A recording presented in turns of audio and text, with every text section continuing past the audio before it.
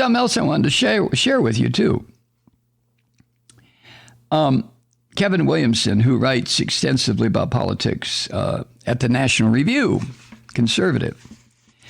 But he had a piece in, I think it was the New York Times, about how the Trump coup is still raging.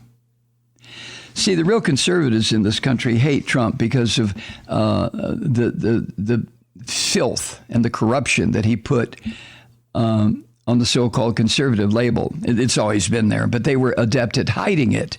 But Trump just ripped away their disguises and showed these right-wing devils to be exactly what they are. Consequently, the right-wing devils the real conservatives hate this man. But Williams points out that what happened at the Capitol on January 6th was not a coup attempt. It was half a coup attempt, the less important half. The most important half, the more important half of the coup attempt is still going strong.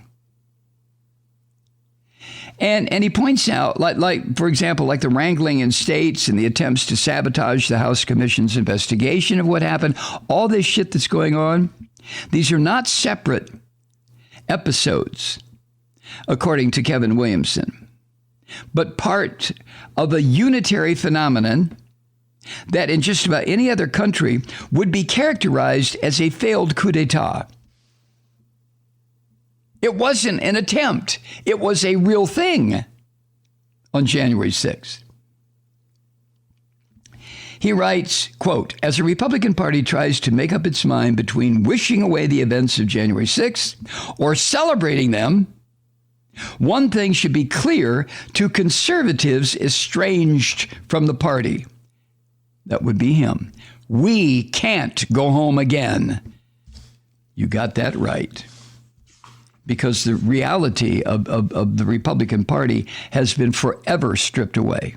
Now it's totally visible. This racist group of smug-talking bastards who have done everything in the past 40 years to destroy democracy. But I digress. Kevin writes that the attempted coup's foot soldiers have dug themselves in at state legislatures on that level. For example, last week in Florida, there's a guy there, a state representative, Anthony Sabatini, introduced a whole bunch of legislation that would require an audit of the 2020 general election in the state's largest counties.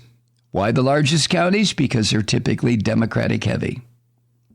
And he suggested that without doing this, that the reality of how these areas cheated to inflate Joe Biden's vote count will go on undiscovered. They keep saying the same bullshit over and over, don't they? And Florida Secretary of State, who is a Republican, knows that an audit is nonsense, and he said so. But the point of an audit would not be to change the outcome. For Christ's sake, the orange vomit won Florida. The point is not even really to conduct an audit. The point is to legitimize that 2020 coup attempt in order to soften the ground for the next one. And there will be a next one. And as Kevin points out, listen to what he wrote, quote, in the broad strategy, the frenzied mobs were meant to inspire terror and obedience among Republicans, while Rudy Giuliani and his co-conspirators tried to get the election nullified on some risible legal pretext or another. Republicans needed both pieces. Neither the mob violence nor an inconclusive legal ruling would have been sufficient on its own to keep Trump in power. And true to form, Trump was able to supply the mob, but not the procedural victory. His coup attempt was frustrated in no small part by a thin gray line of bureaucratic fortitude. Republican officials at the state and local levels who had the grit to resist intense pressure from the president and do their jobs. End quote, Kevin Williamson. Now, he's referring there in part to the Secretary of State here in Georgia, whom the Georgia legislature has now taken away his power, the Secretary of State, to run the elections. Because the elected officials here in Georgia, in the House of Representatives in Georgia, have decided that the only way these son of a bitches can win is to cheat. And this is what they're going to try to do. Now, current efforts like the one in Florida are intended to terrorize Republican officials, the ones who are not quite yet Christian fascists, into compliance. Or short of that, to push these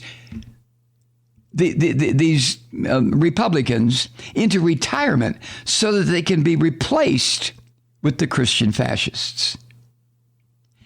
And Kevin, who writes for National Review, says the lonely little band of Republican officials who stopped the 2020 coup is going to be smaller and lonelier the next time around. And that's why the great Satan for the Republican Party right now, the Christian fascists right now, is not Joe Biden, but Liz Cheney of Wyoming. One of just a minuscule number of Republicans who are willing to speak honestly about January 6th and to support the investigation into it, and willing to contradict powerful people, fascist Nazi bastards like Kevin McCarthy, who has falsely and preposterously claimed that the FBI has cleared Mr. Trump of any involvement in January 6th. End quote, Kevin Williamson of National Review. So Kevin McCarthy is out there telling more of the big lie, only expanding on it, saying that the FBI cleared Trump of involvement in what happened on January 6th. They haven't even completed an investigation. But Kevin McCarthy is oh my God, he's like Joseph Goebbels to Trump's Adolf Hitler.